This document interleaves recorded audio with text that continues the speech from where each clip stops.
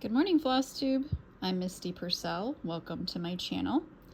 I hope you'll join me in some stitching this morning in this Stitch With Me video. Today is, what is today? Saturday, the 30th of January.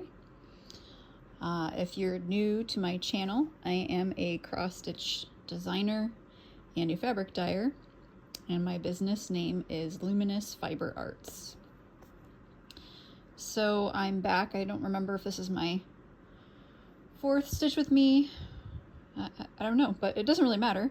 But my last video, I had a couple of requests for demos, so I thought I would do those and just kind of catch you up on what I've been doing and talk about my stitching. So I hope you'll get comfortable, get yourself a cup of something hot, because if you're anywhere cold like I am, it's been really cold lately. And get cozy, and let's do some stitching. So the first thing is I had a request to show how I thread my needle. I just put my fingers together like that, pinch the floss, and go through like that. So there's lots of different ways you can thread your needle. That works for me. Sometimes I don't get it on the first try. Sometimes it's too frayed and I have to snip the floss at the ends. But that works well for me, so that's how I do it. Okay, so that was demo one. I'm sure I'll be demoing it again throughout this video. And so I'm gonna be stitching, this is 32 count linen. It's Vintage Country Mocha. And I'm stitching with DMC, so I'm using the loop method here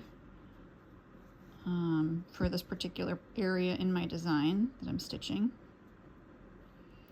And I am working on stitching a model for release in the future. Stitching with 2 strands of floss.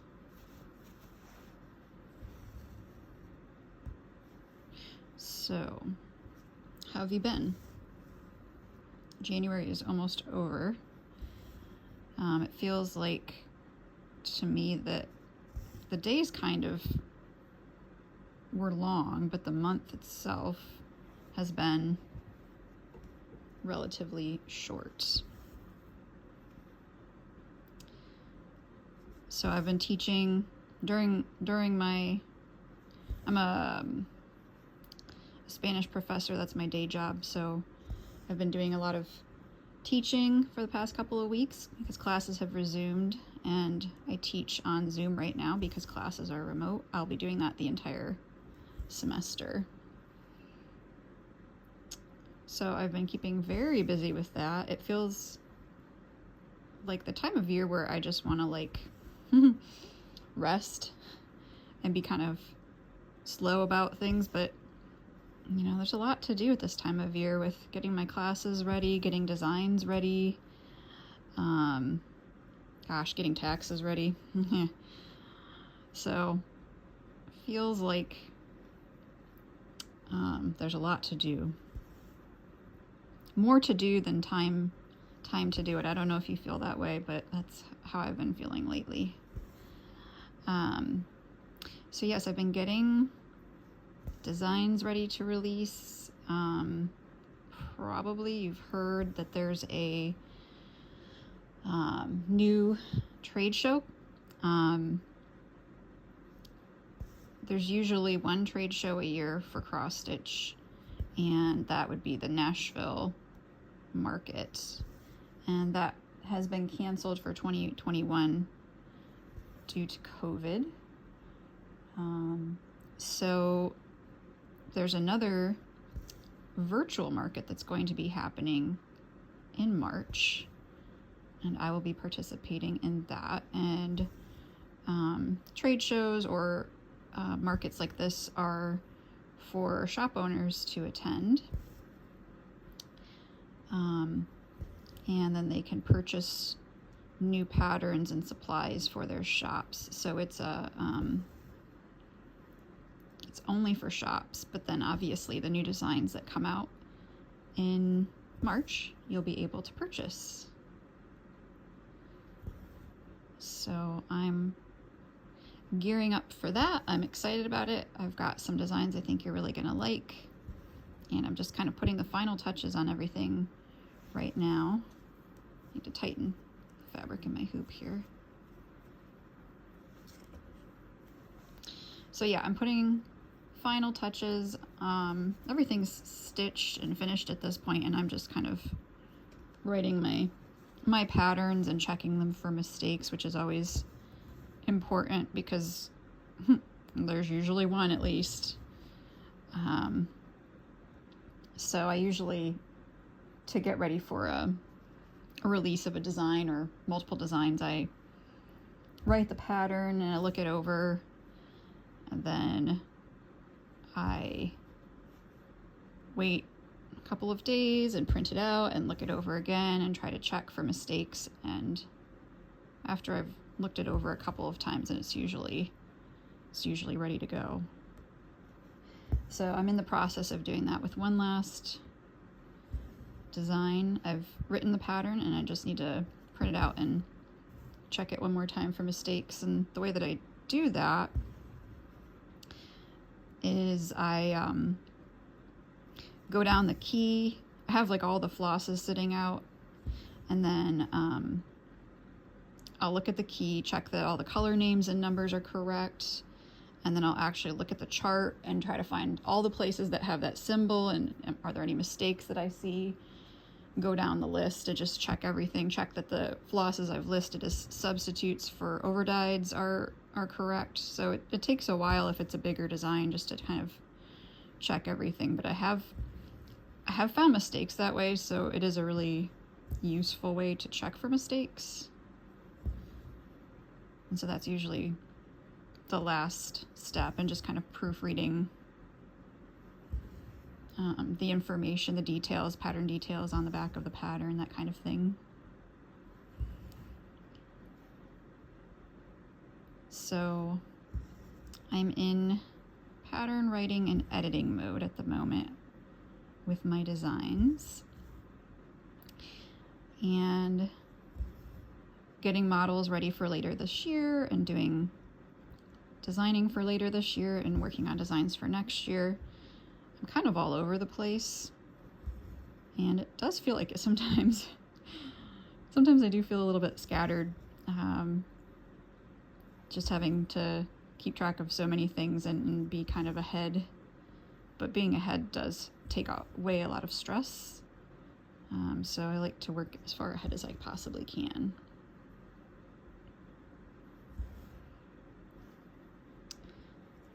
So the designs are close to being done, and then what I'll do after I've finished all the pattern writing, I usually like to order one copy from the printer just to check that for mistakes. Once in a while I'll have a problem where the numbers suddenly, some of them just disappear from the chart, like the color numbers and names. And that's not fun. So I think I've figured out how to check for that now in advance, but just as like a safety measure, I usually like to order a test copy and look at it just in case before I order hundreds of patterns that might have something wrong with them. So I will be ordering my test patterns this coming week. And I've been doing some fabric dyeing. I released a new fabric color recently called Cinnamon Toast. That sold out pretty quickly. I just let people know via my newsletter, and then I didn't have any left, so I didn't post it anywhere on social media. So if you're interested in knowing when I have fabric, new fabric, or colors back in stock, the best way to find out would be to sign up for my newsletter, and I will link the sign up below the video in case you're interested. And I also offer peeks at new designs, and it's just where all the important information comes out in the newsletters. So it's a great great way to know what new designs are coming and about fabric and anything else that I get in stock in my shop. So I'm going to demo when I finish this strand. Another thing that I was asked to demonstrate would be the ending pin stitch. I may have shown that on a previous video, I don't recall, but I'm happy to show it again.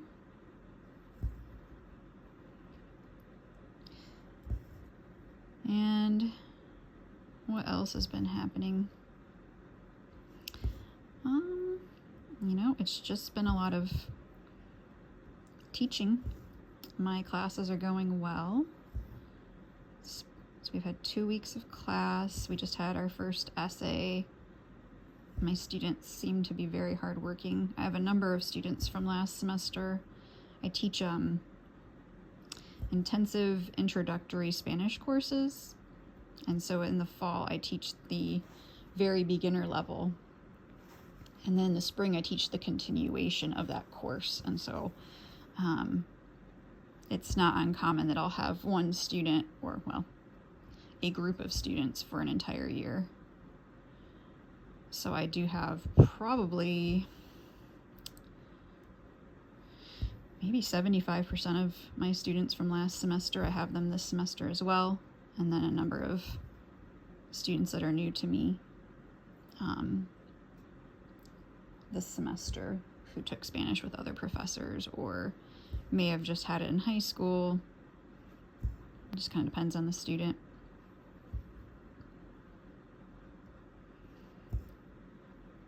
But yeah, that's going well so far. One thing that has been a positive out of all of this is that I think the students are sleeping more. Usually when I'd ask the students in the past how much sleep they were getting, it was like 3 or 4 hours, maybe 5. A lot of students are getting 7 or 8 hours of sleep regularly now, and that's unusual. And although I'm sure it's not as enjoyable for them to not be able to go out as much, they seem to last longer through the semester before they just kind of peter out. In the fall, I'd start losing them, you know, like week 4 or 5 maybe, and they'd just kind of be dragging the whole rest of the semester, the other 10 weeks. But they really made it until about Thanksgiving, and that was really nice. I think for their sake and mine, that they weren't as tired. So that would be a positive that's come out of the current situation. Okay, so now I'm going to do an ending pin stitch, and I'm going to see if let me see if you can see it well enough. I don't know if I need to zoom in. I might try to zoom in. Let's see how that goes. Okay, yeah, that's probably better for you. Okay, so to do an ending pin stitch, my preference is to only do it where it would be covered up with the same color of floss. So I know that I'm going to be going like down here in the next row. So I'll just go up in the center of the stitch. So this would obviously not, well, you'd have to pierce your fabric if you were doing this on Aida. But for linen or even weave, you go up in the center of the stitch. And I'm going to do a horizontal one, not a diagonal one.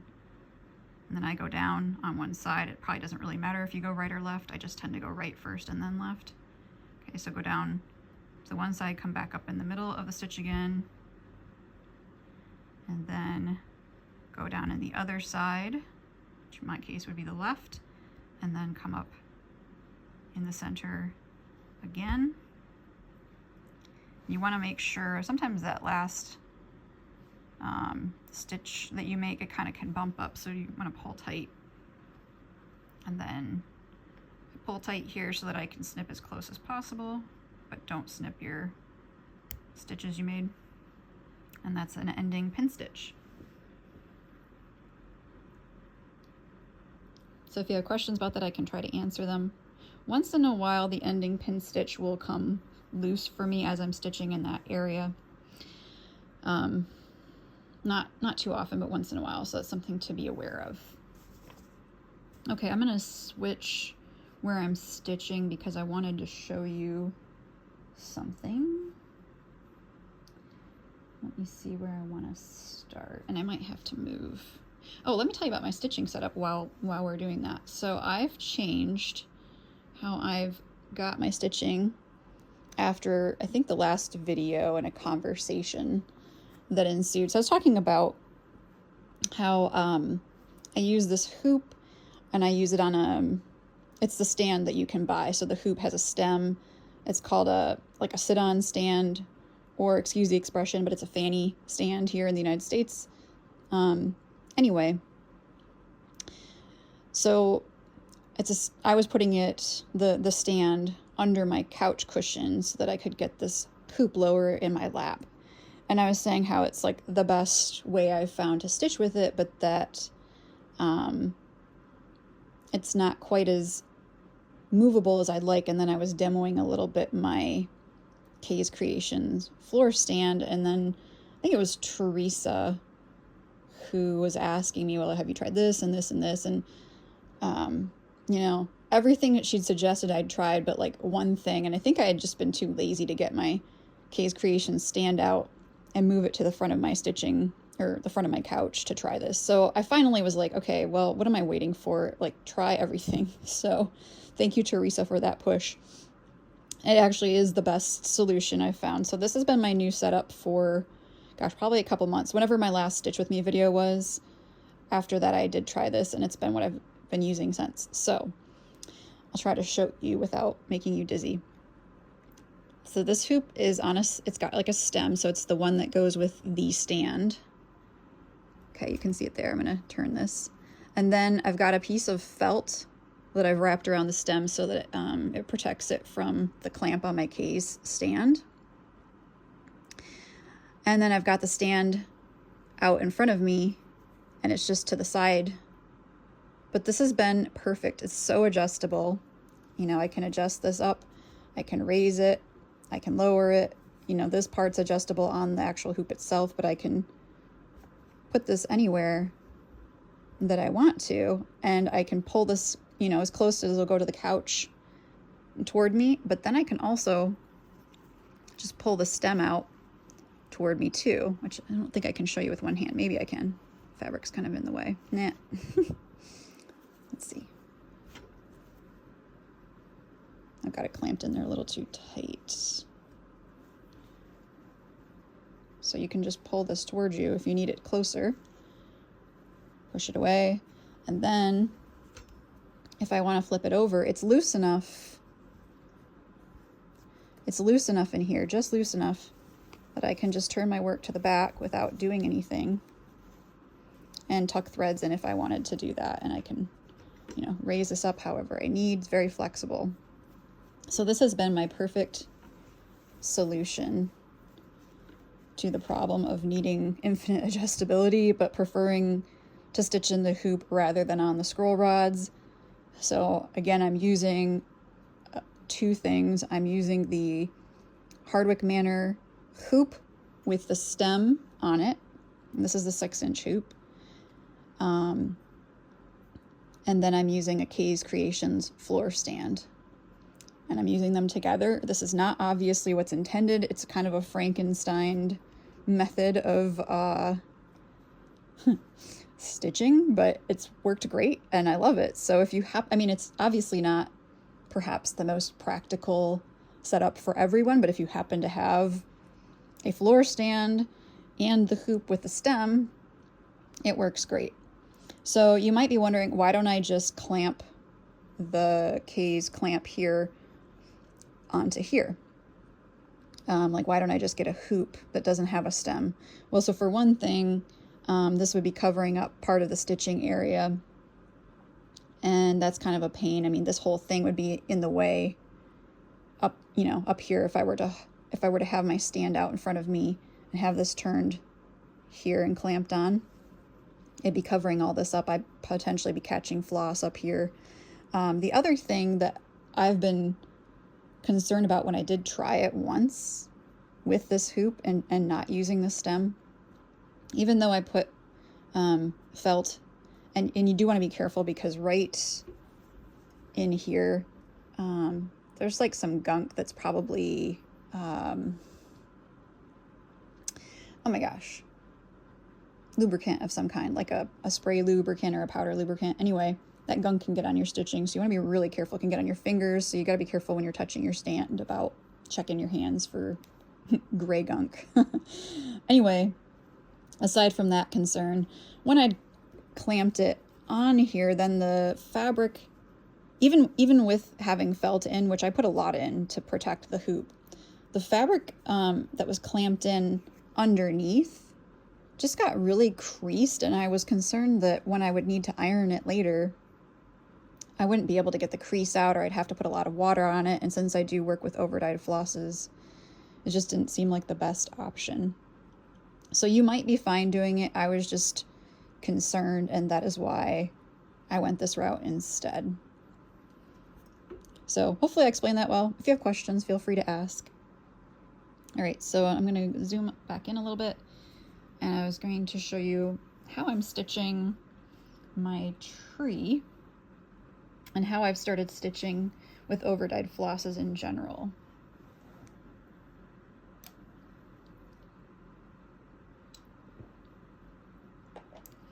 So,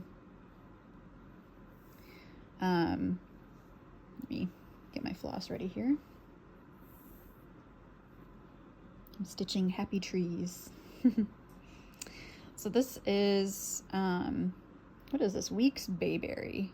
What I found that I like the look of personally with over-dyed floss stitching in general is a splotchy look rather than very stripy. I prefer kind of splotches so that it looks to me kind of like shading or like light. Well, I mean, I guess it's still shading, but you know, light filtering through. It just looks interesting to me that way. And I've changed how I've stitched slightly with two strands over the past few months. So what I've done differently is what I used to do when I would stitch with two strands is I would always complete an X before moving on to the next. And so, for example, here, you know, I would maybe start here and I'd go across this way and stitch all the individual X's, and then I'd come here and I'd go back this way, stitching all the individual X's. And what sometimes bothered me about that is that the stitches from one row to the next lie differently because you're going a different direction, and I could see it because of the two strands. Now, from far away, I don't think you see it, but close up, you do. And I spent a lot of time looking at this close up, so probably I'm the only one that cares, but I cared. So I thought I would experiment with stitching a little bit differently. And so I've always kind of stitched in sections going back and forth, so I'm continuing to do that. That creates that splotchy look. But now, instead of completing each individual X, I'm just going across one way and coming back and crossing the X's, more like I would if I were stitching with DMC, but I just do it in small areas. So it does decrease the color variation a bit. It does tone that down a bit, which sometimes can make it perhaps less appealing to other people. I don't know. But I like the way that it looks because all the stitches are kind of leaning the same way. It looks very uniform to me. And so you can see, you know, you still see, especially with this floss, there's quite a bit of variation. I'll show you. This one doesn't get lost, but if you have a color that's more subtly shaded, then, you know, this gets toned down by the way that I would be stitching.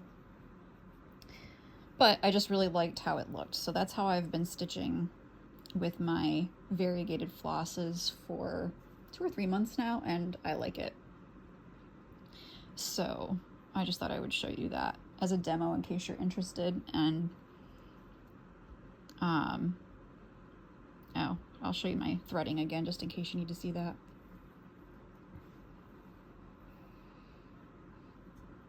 Okay, so just between the two finger and thumb.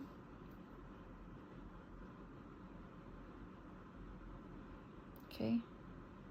You might not be able to see it, but am I gonna get it through? Yeah. Right, it just came through, and now I just pull. Like I said, it doesn't work 100% of the time. Sometimes I have to redo. Sometimes I have to clip the end a little bit to get it less frayed. It just depends. Okay, I've got to move this now a little bit. Let me move you.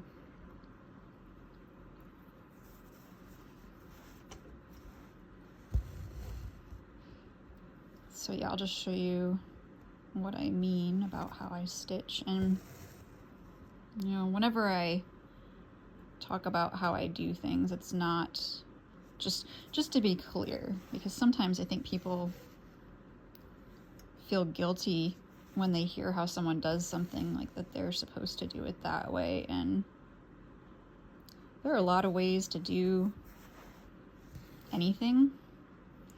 I personally just enjoy knowing how people do things. I think it's interesting, and maybe I want to try what they're doing, or maybe I don't, or maybe I try it and it doesn't work, and maybe I try it and it doesn't quite work for me, but I tweak it and then it works. You know, I mean, it's just options and ideas. But I have no problem with you not doing what I'm doing or tweaking it. You know, this is never the cross-stitch police telling you how to do something. It's just me saying, this is what I do. Thought I'd share it with you because I think it's working for me and it's interesting. So that's why I'm sharing it with you. No guilt.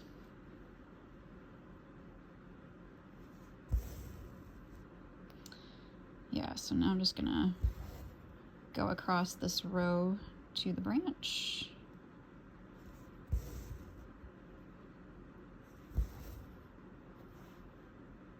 Rather than completing each X, I'm just gonna go all one way and then go back the other way. And that's what I did all through here.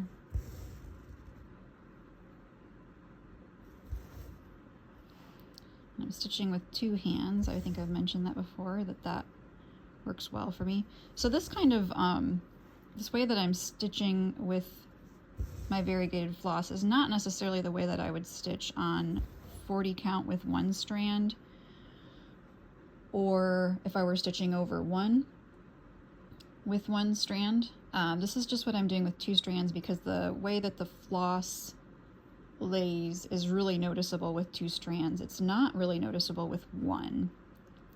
So if I were stitching this on 40 count in a hoop, it would depend.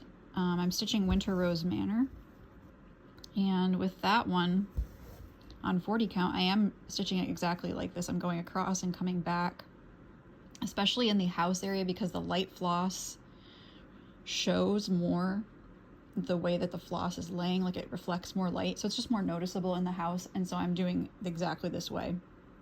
But I'm stitching Vintage Birds on 40 count. I'm stitching that in hand, and I'm just stitching one X at a time. Sometimes I'm going this way, sometimes I'm coming back this way, and I'm not worrying about it. So it really depends on the project, the number of strands, and just how it's looking to me in general. That's kind of how I decide. So it does vary, but for two strands, I'm liking this a lot.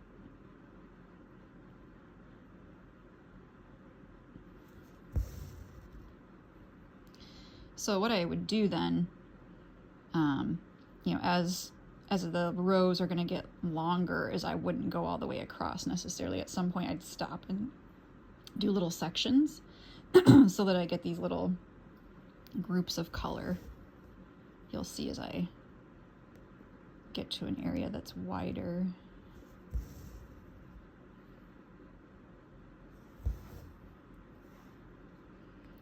So how has your January been? Has it been kind of a slow month or a busy month? Are you getting a lot of stitching time in? I feel like I've been getting a decent amount of stitching in. Sometimes I'm a little bit too tired to stitch in the evenings, so I've actually started designing a little bit in the evenings. I'm still trying to figure out my routine since classes have started. My routine when classes were in person, I would go to campus early and I would do some like creativity exercises before my class started. But since I'm home now, I do some work in the mornings and then I teach, and then I tend to do my designing in the evening when I feel like I'm too tired to stitch, but I'm still kind of awake. That's been a good activity for me, actually.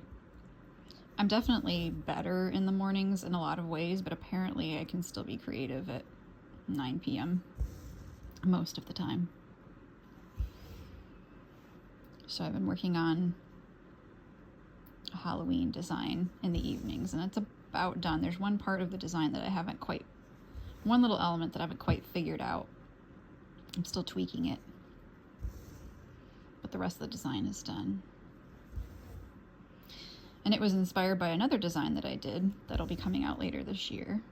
So if you do Christmas and July stitching and you enjoy my designs, I hope you'll save room in your July stitching for something that I'll be releasing at that time. Put me on your calendar, please. I'm really excited to show you. Well, it's going to be a surprise, so I guess I can't exactly show you, but I'm excited to tell you about it and for you to see it eventually. Because it's going to be a mystery.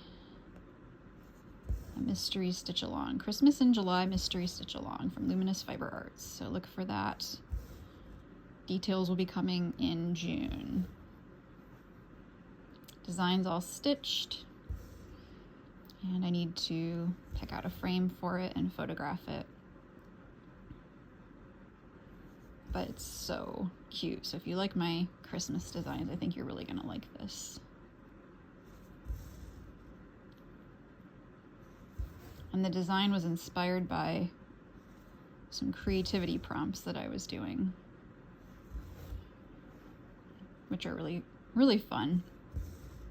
I enjoy trying to do creativity prompts where you're given like a word and then you try to come up with some kind of idea related to the word.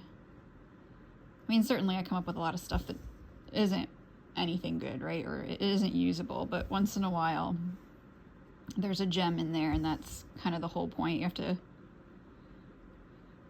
have to get to the gems, and there's all the other not so great things that you have to come up with first, I guess, till you get those really cool ideas.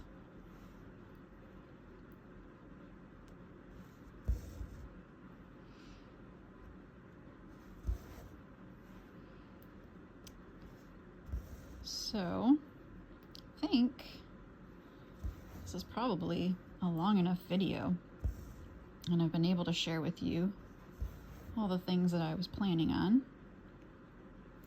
If you have any questions, don't hesitate to let me know. I'd love to hear from you, or if you just want to let me know, if this was helpful.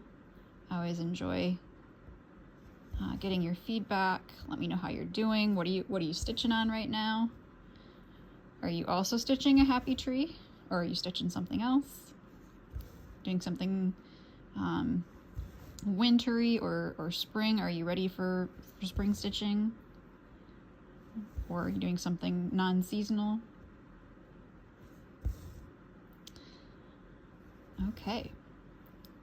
Well, you can find me on Instagram as Luminous Fiber Arts, and you can find me on Facebook as Luminous Fiber Arts if you're looking around for me.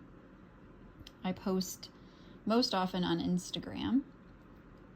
It's kind of my personal and business stuff, so designs, fabric, etc., or just some recreational stitching I'm doing.